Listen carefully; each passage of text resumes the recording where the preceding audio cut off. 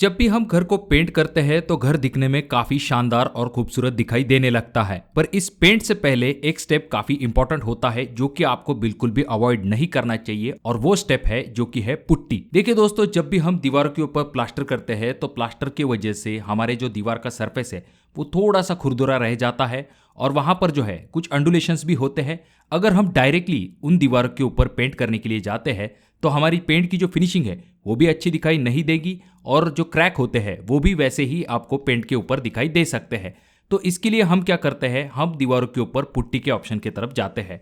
जब भी हम पुट्टी करते हैं तो पुट्टी का सबसे पहला फायदा तो ये आ जाता है कि इसकी वजह से आपकी जो दीवारें हैं वो काफ़ी ज़्यादा स्मूथ दिखाई देने लगती है, उनकी फिनिशिंग भी काफ़ी अच्छी दिखाई देने लगती है। और जब ऐसी दीवारों के ऊपर आप पेंट करते हो तो आपकी पेंट की फिनिशिंग काफ़ी अच्छी दिखाई देती है। भले आप बेसिक पेंट इस्तेमाल करो या फिर बहुत ही अच्छे क्वालिटी का पेंट इस्तेमाल करो, पर जब भी आप पुट्टी करते हो तो उस पेंट की जो फिनिशिंग है वो काफ़ी अच्छी दिखाई देती है।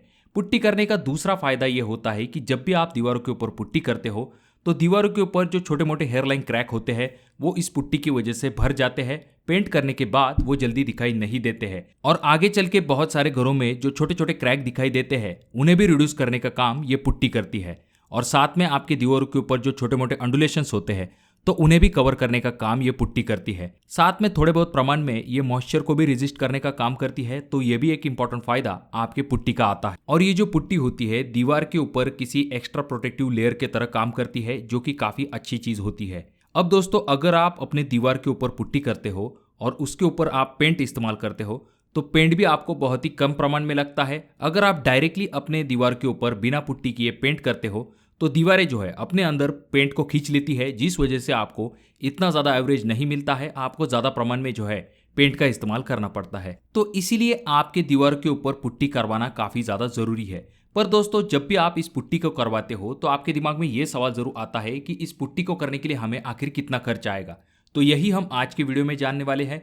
हम ये देखेंगे कि अगर आप किसी 10 बाय 10 के रूम के अंदर पुट्टी करवाते हो तो आपको कितना खर्च आ सकता है, मटेरियल और लेबर इन दोनों को मिला के। अब दोस्तों, ऐसा नहीं होगा कि हर बार आपके रूम का साइज 10 बाय 10 ही होगा, पर इस वीडियो से आपको जो आइडिया मिलेगा उससे आप किसी भी रूम का पुट्टी का जो खर्च है वो आराम के साथ निकाल सकते हो। चाहे तो आपके पूरे घर को पुट्टी करवाने के लिए कितना खर्च आएगा ये भी आप आराम के साथ निकाल सकते हो। तो इसीलिए हम पहले 10 बाय 10 के रूम का एग्जाम्पल लेंगे। अब हम कॉस्ट के बारे में तो देखने वाले हैं, पर पुट्टी करवाते समय आपको कुछ इंपॉर्टेंट चीज़ों की तरफ ध्यान देना चाहिए जो कि आपके पुट्टी की फिनिशिंग अच्छी करने में आपकी काफ़ी ज़्यादा मदद करेंगे। देखिए दोस्तों, जब भी पुट्टी करवाने की बात आती है तो बहुत सारे लोगों के दिमाग में ये सवाल आता है कि क्या हमें पुट्टी सिर्फ एक कोट करनी चाहिए या फिर 2 कोट करवानी चाहिए। तो उससे पहले आपको ये अगला वीडियो देख लेना चाहिए। जैसा कि आप अगले वीडियो में देख सकते हो, यहाँ पर पुट्टी का काम किया जा रहा है, और जहाँ पर पुट्टी का काम किया जाता है तो वहाँ पर फर्श के ऊपर आपको इतनी सारी पुट्टी जमा दिखाई दे रही होगी, यानी कि पूरे रूम में जो है वो बहुत ज़्यादा प्रमाण में डस्ट कलेक्ट हो जाती है। अब ऐसे में अगर आप बार बार इन चीज़ों को करना नहीं चाहते हो तो आपको शुरुआती वक्त में ही 2 कोट करवा लेनी चाहिए, क्योंकि नए घर के अंदर ज़्यादा सामान नहीं होता है, बार बार आपको उसे शिफ्ट नहीं करना पड़ता है, और जब पुट्टी का काम आता है तो वहाँ पर ज़्यादा प्रमाण में डस्ट होती ही है। और होता यह है कि जब भी आप 2 कोट पुट्टी करते हो तो जो पहला कोट होता है उसमें आपके दीवार के ऊपर जो मेजर डिफेक्ट होते हैं वो कवर हो जाते हैं। उसके बाद में सेकंड कोट में आपको एक प्रॉपर फिनिशिंग मिलती है। इसीलिए आपको हमेशा 2 कोट की तरफ जाना चाहिए। और अगर आप कोई महंगा पेंट अपने दीवार के ऊपर करवाने वाले हो तो डेफिनेटली आपको 2 कोट की तरफ जाना चाहिए। और अगर आप रेगुलर कलर भी करते हो और उसकी फिनिशिंग अच्छी चाहते हो तो डेफिनेटली आपको 2 कोट की तरफ जाना चाहिए। अब जब भी आप दीवार के ऊपर पुट्टी लगाने वाले हो तो आपको यह ध्यान में रखना पड़ेगा कि जो पुट्टी आप दीवार के ऊपर लगाने वाले हो तो वो आपको जितनी चाहिए उतनी ही आपको मिक्स करनी है। आपको ऐसा नहीं करना है कि बहुत ज़्यादा देर तक आपकी जो पुट्टी है वो वैसी ही बना के पड़ी रहेगी, तो उसकी जो स्ट्रेंथ है वो इतनी नहीं रहेगी और आगे चल के ऐसी पुट्टी जो है वो जल्दी गिर भी सकती है। तो इसीलिए जितनी चाहिए आपको उतनी ही मिक्स करके उसे तुरंत इस्तेमाल कर लेना चाहिए। और जब भी आप पुट्टी अप्लाई करने वाले हो तो आपको पहला कोट जो है उसे वर्टिकल डायरेक्शन में यानी कि खड़ी दिशा में अप्लाई करना है। उसके बाद जब आपका पहला कोट कंप्लीट हो जाएगा तो उसे आपको अच्छे तरीके से घिस लेना है, और जब आपका अच्छे तरीके से घिसाई वर्क कंप्लीट हो जाएगा उसके बाद आपको दूसरा कोट जो है उसे हॉरिजॉन्टल डायरेक्शन में यानी कि आड़ी दिशा में कंप्लीट कर लेना है। जब भी आप पुट्टी करने वाले हो तो खास करके ब्रांडेड पुट्टी के ऑप्शन के तरफ जाइए, जिससे कि आपको अच्छा एवरेज मिलेगा और क्वालिटी भी अच्छी मिलेगी। तो रेगुलरली लोग जो है बिरला की पुट्टी इस्तेमाल करते हैं। उसके बाद में जेके वॉल पुट्टी का भी एक ऑप्शन आपके सामने आ जाता है। एशियन की भी वॉल पुट्टी आप इस्तेमाल कर सकते हो। तो इस तरह के जो ब्रांड है आप उनका इस्तेमाल कर सकते हो। उसके बाद अगर हम बात करें, ये जो पुट्टी की बैग होती है ये आपको 20 किलो की मिलती है और 40 किलो की भी मिलती है। और 40 किलो की जो पुट्टी की बैग है वो आपको 700 रुपए से लेकर 900 रुपए तक मिल सकती है। तो चलिए अब जानते हैं कि अगर हम पुट्टी करवाने वाले हैं किसी 10 बाय 10 के रूम को तो हमें कितना खर्च आ सकता है। तो इसके लिए हमें सबसे पहले रूम का एरिया निकालना पड़ेगा। तो यहाँ पर हम 5 जगह पर पुट्टी करने वाले हैं, जैसे कि हमारी 4 दीवारें और एक सीलिंग। तो सभी का जो साइज है वो यहाँ पर 10 बाय 10 होगा, क्योंकि दीवार की जो विड्थ है वो 10 फीट है और जो हाइट है वो हमने यहाँ पर 10 फीट कंसिडर की है।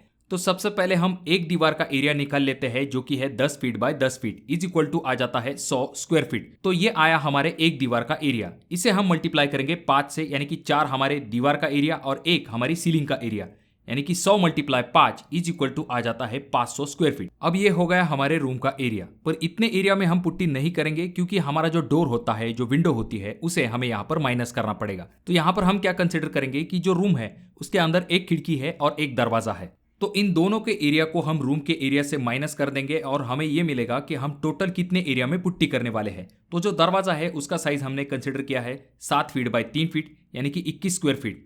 और जो आपकी खिड़की है उसका साइज हमने यहाँ पर 5 बाय 5 कंसिडर किया है, यानी कि 25 स्क्वायर फीट। तो 21 प्लस 25, तो डोर का एरिया प्लस खिड़की का एरिया, यानी कि 21 square feet plus 25 square feet is equal to आ जाता है 46 स्क्वायर फीट। अब ये जो 46 स्क्वायर फीट है इसे हमें 500 का हमारा जो टोटल रूम का एरिया है उससे माइनस करना पड़ेगा, यानी कि 500 माइनस 46 इज इक्वल टू आ जाता है 454 स्क्वायर फीट। तो इतने एरिया में हम जो है पुट्टी करने वाले हैं। तो रूम का एरिया हमें क्लियर हो गया। अब इसके बाद सेकंड स्टेप आ जाता है, जिसमें कि हम क्या करेंगे, जो मटेरियल कॉस्ट है उसे निकालेंगे। तो जनरली जब भी हम 2 कोट पुट्टी करते हैं तो 1 किलो पुट्टी अगर हम लेते हैं तो उसमें 12 से लेके 15 स्क्वायर फीट एरिया कवर हो जाता है। पर यहाँ पर हम ऐसा मान के चलेंगे कि 1 किलो पुट्टी में हमारे जो 2 कोट हम करने वाले हैं उसमें हमारा 12 स्क्वायर फीट एरिया कवर होने वाला है। तो हमें यहाँ पर सिंपल रूम का जो एरिया है उसमें से जो पुट्टी का कवरेज एरिया है उसे डिवाइड करना पड़ेगा और हमें कितना किलो पुट्टी लगने वाली है यह आराम के साथ मिल जाएगा। तो हमारे रूम का एरिया आया है 454 square feet divide by 2 coat putty का कवरेज हमने कंसिडर किया है 12, यानी कि 454 divide by 12 is equal to आ जाता है 38 kg, यानी कि 38 किलो जो है हमें पुट्टी लगने वाली है। अब 38 किलो, इसका मतलब यह है कि आपको लगभग एक पुट्टी की बैग जो है वो लगने वाली है और एक पुट्टी का जो बैग है उसका कॉस्ट हम यहाँ पर कंसिडर करेंगे 800 रुपए, यानी कि 10 बाय 10 की वॉल के अंदर अगर आप पुट्टी करवाना चाहते हो तो जो मटेरियल है यानी कि जो पुट्टी है उसके ऊपर आपका जो खर्च आएगा वो होगा 800 रुपए। तो चलिए अब बात करते हैं सबसे फाइनल स्टेप के बारे में, जो कि है लेबर कॉस्ट। तो लेबर कॉस्ट आपके लोकेशन के ऊपर डिपेंड होता है, ये कम या फिर ज्यादा हो सकता है, पर यहाँ पर हम ऐसा मान के चलेंगे कि 7 रुपए पर स्क्वायर फीट के हिसाब से लेबर आपसे चार्ज ले सकता है 2 कोट पुट्टी करने का। तो हमें क्या करना है, हमारा जो रूम का एरिया है उसे इस लेबर रेट से मल्टीप्लाई करना है और हमें लेबर कॉस्ट मिल जाएगा। तो हमारे रूम का एरिया है 454 स्क्वायर फीट मल्टीप्लाई 7 रुपए का labour rate is equal to आ जाता है 3178 रुपए। अब यहाँ पर एक चीज आपने जरूर नोटिस की होगी कि जो लेबर चार्ज है वो मटेरियल चार्ज से काफी ज्यादा है। अक्सर ही ये चीजें पेंटिंग में होती है। तो दोस्तों यहाँ पर हमारा जो मटेरियल और लेबर कॉस्ट दोनों चीजें मिल चुकी है। अब हम इन दोनों को जोड़ लेते हैं और हमें इस 10 बाय 10 के रूम को पुट्टी करने के लिए कितना खर्च आएगा ये आराम के साथ मिल जाएगा। तो यहाँ पर हमारा जो मटेरियल कॉस्ट आया है वो आया है 800 रुपए। उसके बाद में हमारा जो लेबर कॉस्ट है वो आया है 3178 रुपए। इन दोनों को अगर हम मिला लेते हैं तो हमारा फाइनल आंसर आ जाता है 3978 रुपए। यानी कि अगर हम 10 बाय 10 के रूम को 2 कोट पुट्टी करने के लिए जाते हैं तो हमें लेबर और मटेरियल दोनों को मिला के जो खर्च है वो 4000 रुपए तक आ सकता है। तो इस हिसाब से अगर हम देखें तो 4000 divide by 454 is equal to आ जाता है 8.81, यानी कि लगभग 9 रुपए पर स्क्वायर फीट तक हमें किसी भी रूम को पुट्टी करने के लिए खर्च आ सकता है। तो उस हिसाब से अगर हम देखें तो आपको क्या करना है, सिर्फ रूम का एरिया निकालना है और उसे 9 रुपए के रेट से मल्टीप्लाई कर देना है और आपको डायरेक्टली आंसर मिल जाएगा कि आपको उस रूम को पुट्टी करने के लिए कितना खर्च आएगा। इस तरह से आप पूरे घर का जो पुट्टी का कॉस्ट है वो आराम के साथ निकाल सकते हो।